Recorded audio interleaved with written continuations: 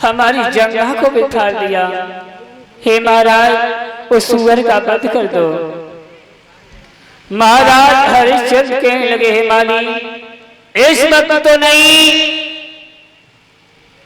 ये वक्त शाम का है और शाम के वक्त पर यह दुश्मन भी द्वार पर आए यज्ञपति महाराज तो उसको भी आओ बैठना देनी चाहिए।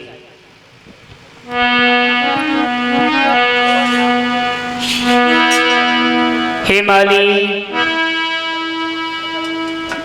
जब होई शाम को तक माली दुख मत दीजो काहू।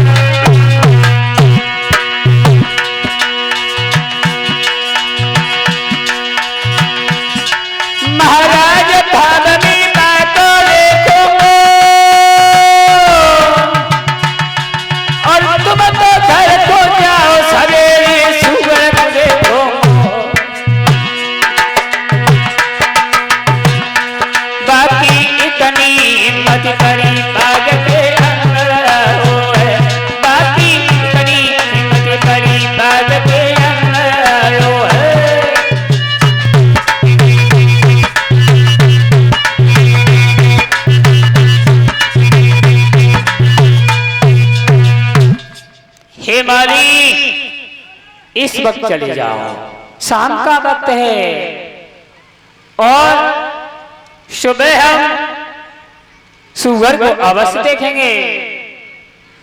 उसी वक्त रात्रि को विश्राम किया है महाराज हरिश्चंद्र ने। सुबह जब हुआ है महाराज हरिश्चंद्र ने सारी फौज को तैयार किया, बाग को घेर लिया।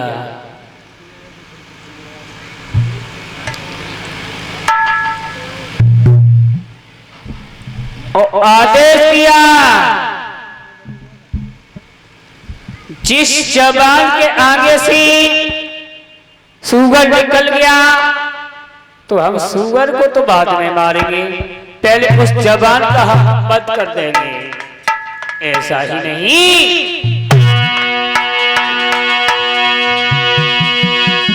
घेरो बाग झटी राजानी, चला दल से सरदारन से, और सुअर को आदर होने लगो बंदूक ले और तलवार है।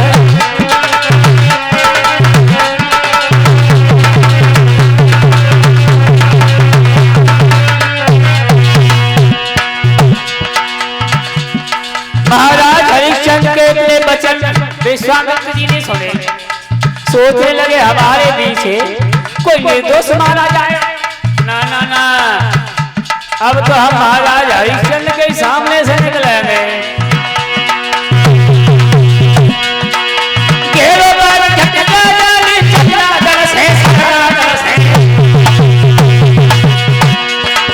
सुअर को आकर होने लगो बंदूक में और तलवार है।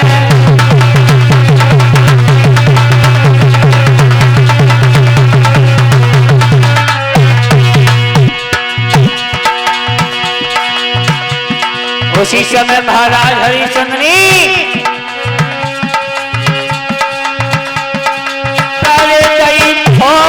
तेज चलाई,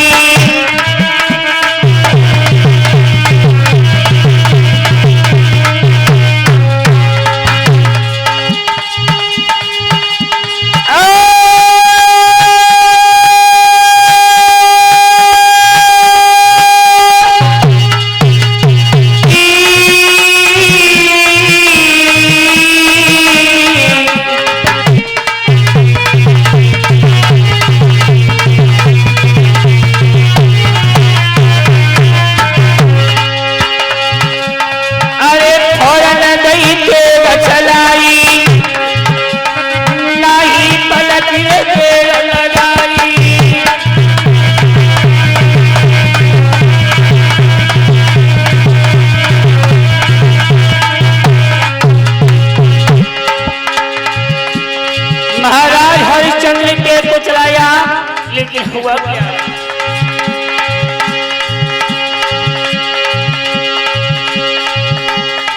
तेरा हरि की जैसी मारो सुअर भागे परो तो बुलाए, निगाह घुमाई जब भूपत ने तो घोड़ा पीछे दौड़े भगाई।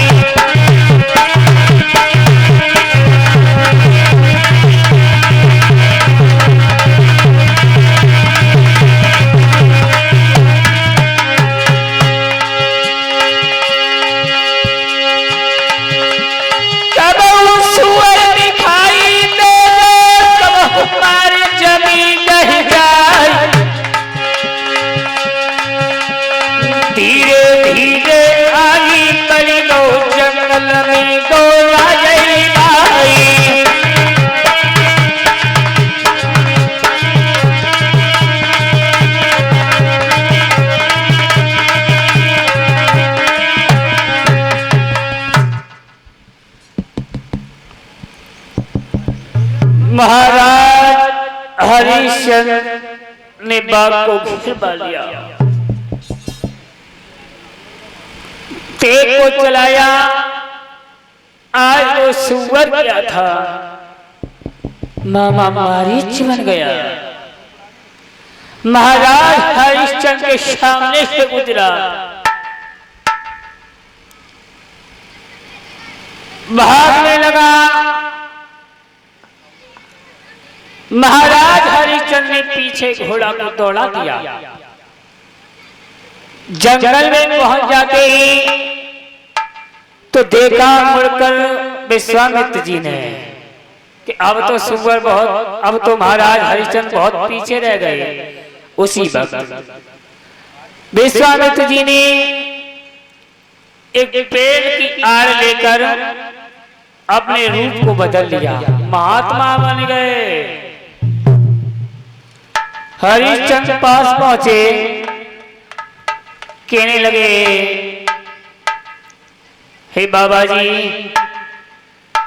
आपने किसी सुअर को जाते हुए देखा है? विश्वामित्र जी कहने लगे, आप कौन हैं? मैं महाराज, मेरा नाम महाराज हरिश्चंद्र है। हरिश्चंद्र? ना ना ना, तुम हरिश्चंद्र हो ही नहीं सकते। क्यों प्रभु? इसलिए कि हरिश्चंद्र कोई सुअर का शिकार करेगा। महाराज हरिश्चंद्र कहने लगे, हे बाबा जी, उस सुअर ने हमारे सारे बगिया को उजाड़ दिया। आज हम उस सुअर का वध करने के लिए आए हैं। हरिश्चंद्र, अरे हमने तो तुम्हारा बहुत बड़ा नाम सुना था और हम तो तुम्हारे पास ही आ रहे थे। हमने नाम सुना है महाराज हरिश्चंद्र तुम्हारा, कि जो भी याचक तुम्हारे द्वार पर आता है वो विमुख खाली हाथ नहीं जाता।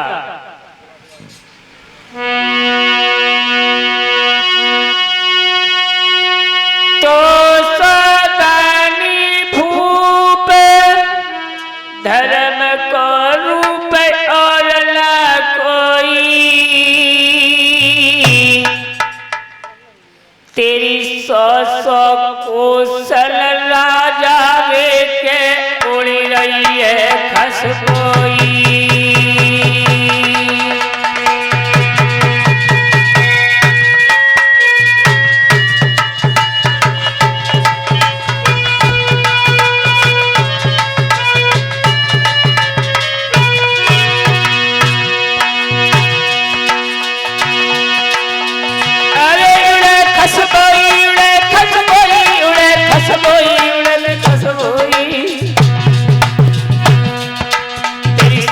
को सन राजा लेके उड़ रही है कसोई।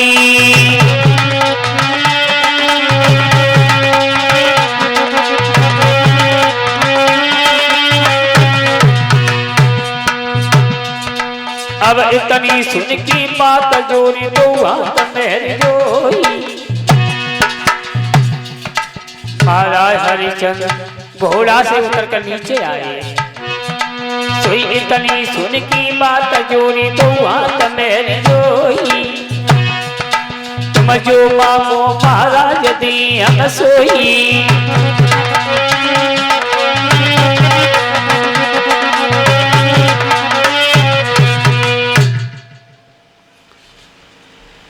महाराज हरिश्चंद्र कहने लगे प्रभु इतना बड़ा तो दानी हूं नहीं, लेकिन हाँ जो भी हमारे द्वार पर याचक आता है वो विमुख खाली हाथ नहीं जाता है। चलो महाराज हमारे साथ चलो, तुम्हारे लिए हम मंदिर बनवा देंगे, ओढ़न के लिए कम्बल देंगे, भजन करने के लिए माला देंगे। क्या चाहिए महाराज तुम्हें? हमारे साथ चलो।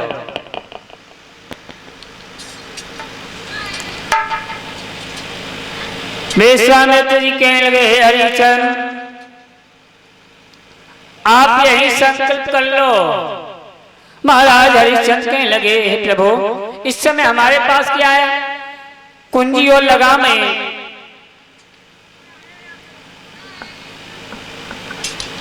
विश्वामित्र जी कहने लगे हे राजन घर के मालिक के साथ सारे राज की कुंजी है तो वो तो संकल्प कहीं भी कर सकता है। हरिश्चंद्र कहने लगे हे प्रभु मांगो क्या मांगना चाहते हो?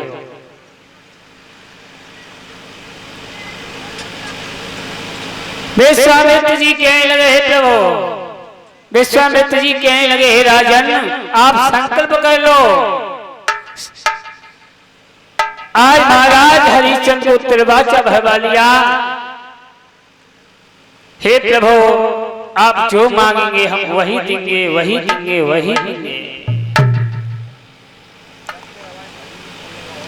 उसी वक्त विश्वामित्र जी ने महाराज हरिश्चंद्र का सारा राजपाट ले लिया और जवाब दिया हे महाराज हरिश्चंद्र अभी संकल्प पढ़ाई की दक्षिणा हमारी बाकी रह गई। वो क्या है महाराज?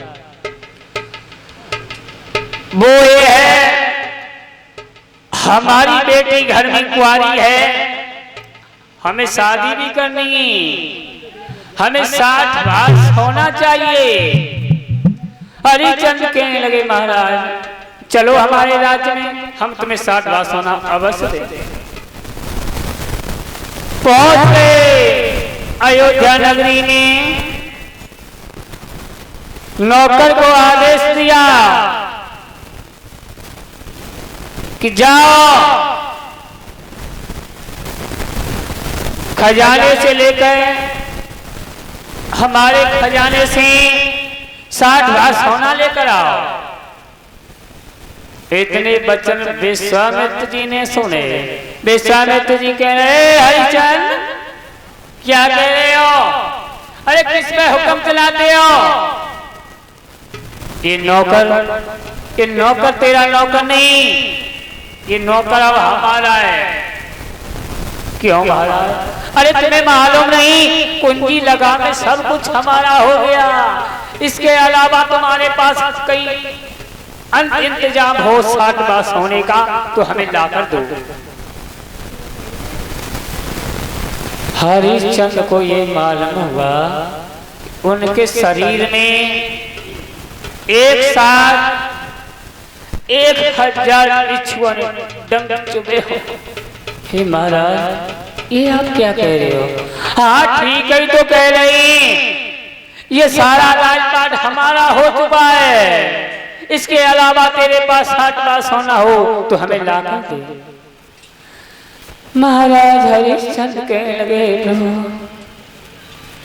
ठीक है महाराज मैं 60 भाग सोना तुम्हारा अवश्य दूंगा, तुम्हारे कर्ज को अवश्य अदा करूंगा।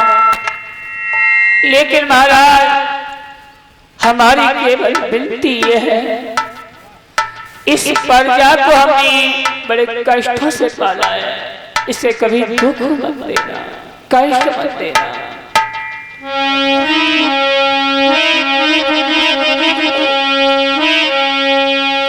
बोले ही महाराज हरिचंद,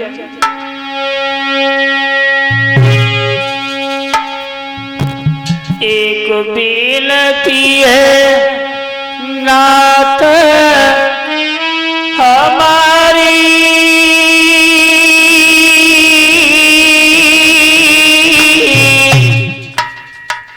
बिनती सिर्फ एक है प्रभु, एक बिनती है नाथ हमारी,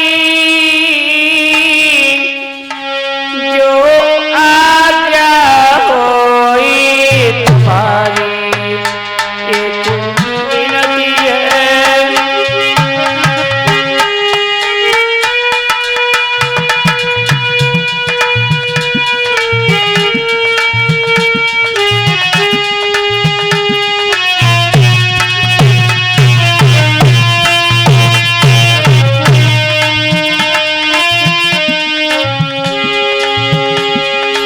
महाराज बिनती सिर्फ एक है,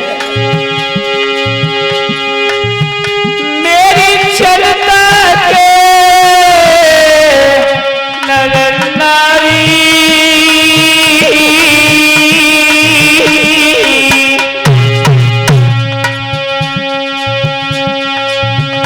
इन रखियो पति दुखारी, मेरी प्रजा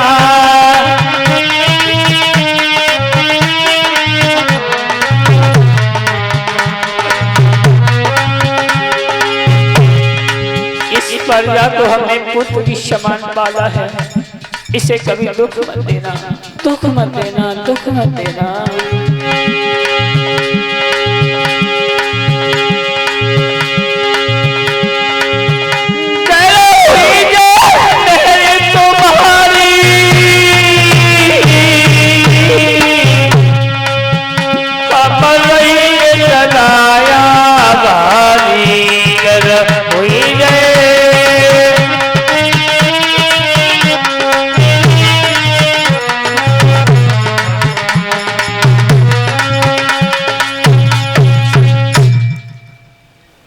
हे प्रभु, हमारी प्रजा को कभी कष्ट मत देना।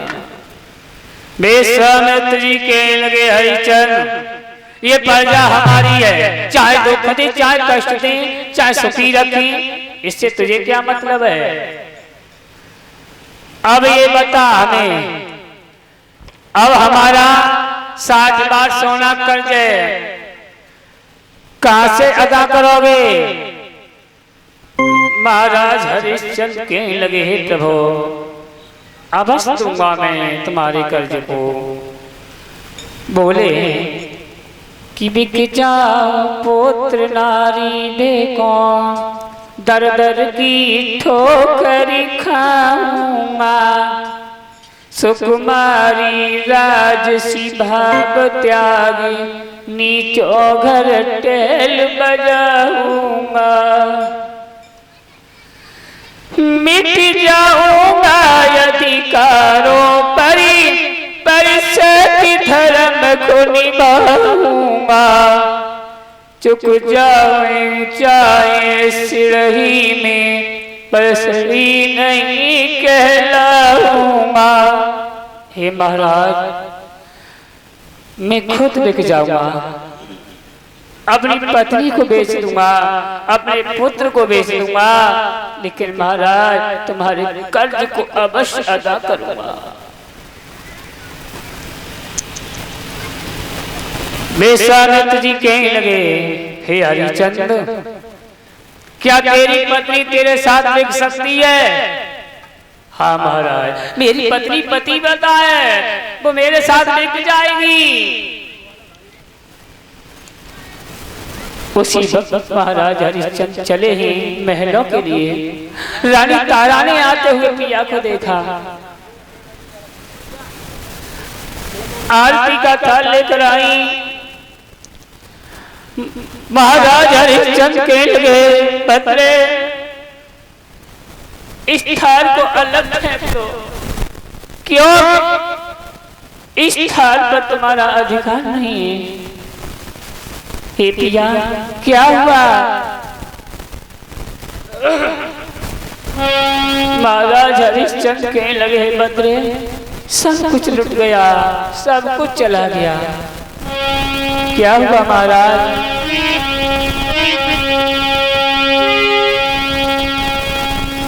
हरिश्चंद्र कहने लगे, हे बद्रे, आरे कौटिल बाचा में गोरी हारी,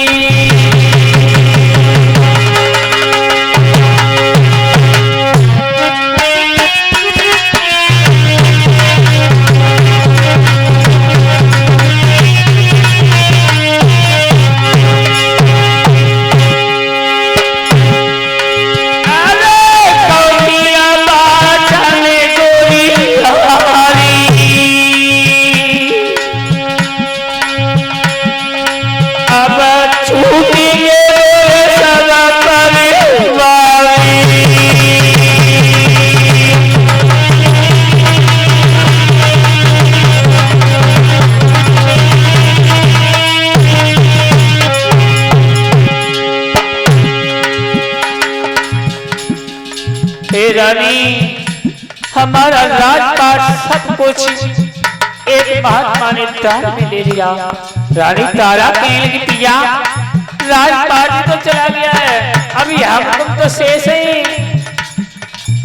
हरिश्चंद्र कहने लगे, तारा अभी तो उनका कर्ज है हमारे पास, उनका 60 बार सोना है।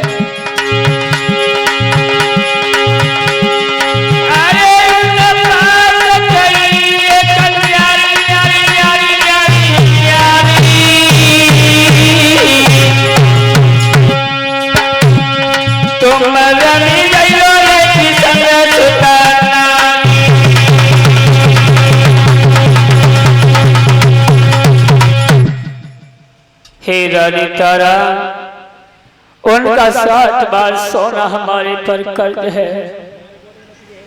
रानी तारा,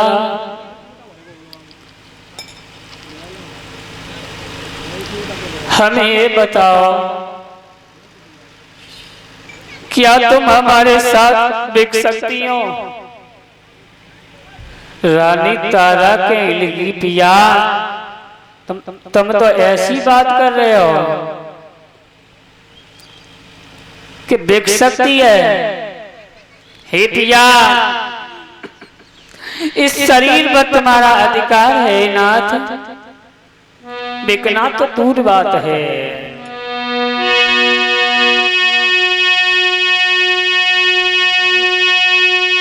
इस तन पर है अधिकार तुम्हें, चाहे जो नशा बनाए दीजो, बेचला को नहीं बड़ी बात तू करे करवाए दीजो।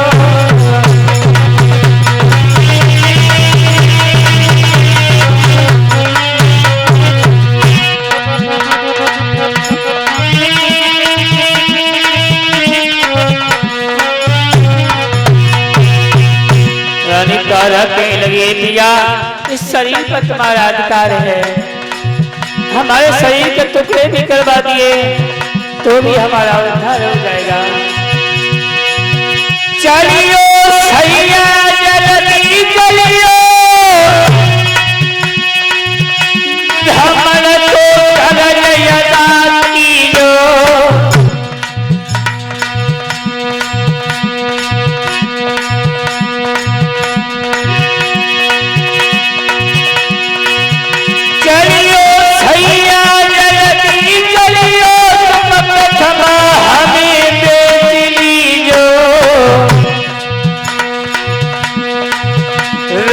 कुल की आन बचाई जो, हमर को कर जया दाती जो।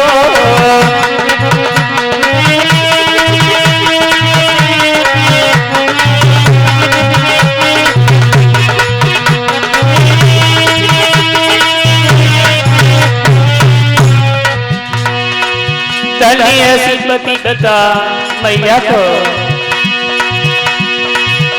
धरणी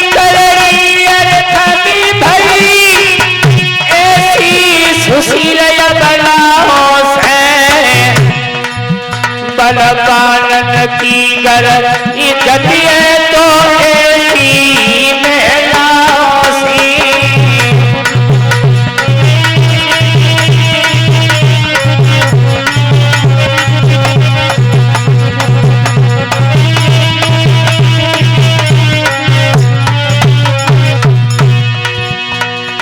महाराज हरिश्चंद्र कहने लगे तारा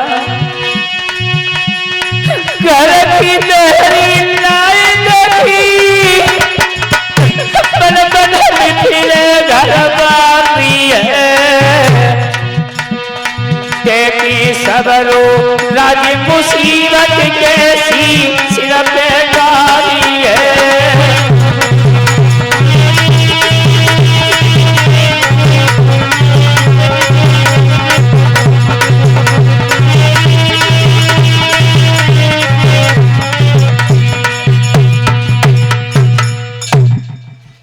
महाराज हरिश्चंद्र कहने लगे तारा तुमने आज तक घर से बाहर नहीं गई, आज तुम्हें बन बन में भटकना पड़ेगा। आज वो भी पत्नी थी अपने पति के साथ बिकने के लिए तैयार हुई और आज की पत्नी से कहो तो कह देगी हमें पीहर करे आओ तुम बाहर में जाओ। आज की पत्नी अपने पिया से कितना प्रेम करती है। लिखा अरे लारे प्रेम जब ही लो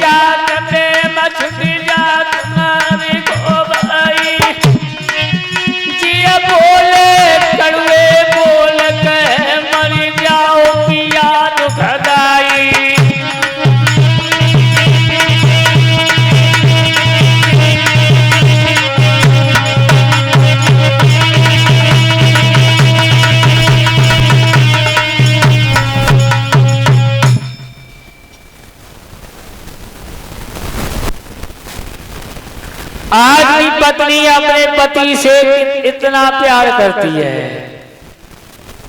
शरीर में शक्ति, जेब में पैसा। आपने देखा होगा यज्ञपति महाराज कि आप कहीं बाहर से नौकरी करके आओ तो अम्मा तो अपने लला के मुखमाऊ देखे कि हमारा बेटा कहीं थक तो नहीं गया। और पत्नी देखे जेब माऊ कि कितने लेके आए। जेब उठी उठी दी है तब तक बड़ी सेवा अपने पिया को भोजन भी कराती जा रही हैं और कहती जा रही है तुम्हें मालूम है हमारे पास कुंडल खबरते ना है। आज की पत्नियों की ऐसी हालत है। आज वो रानी तारा बिकने के लिए तैयार हुई है तब तक रोहितास आ गया। रोहितास कहने लगा हे पिताजी इस द्वार पर एक महात्मा खड़ा हुआ है वो कहता है हरिश्चंद्र को दान देना है तो दे